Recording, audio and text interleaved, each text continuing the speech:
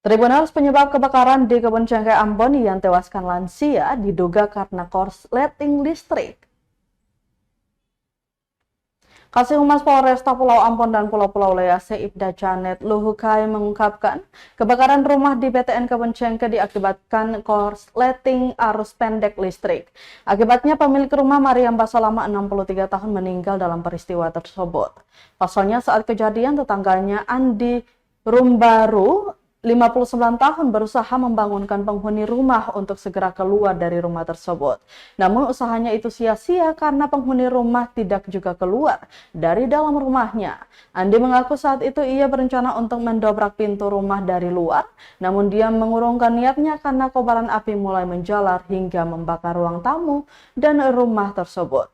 Karena tak bisa lagi masuk ke dalam rumah tersebut, Andi akhirnya membangunkan para tetangga yang sedang tertidur untuk sama-sama memadamkan api di rumah tersebut.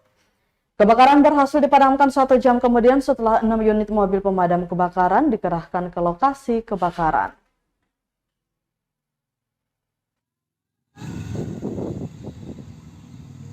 Download Tribun X sekarang, menghadirkan lokal menjadi Indonesia.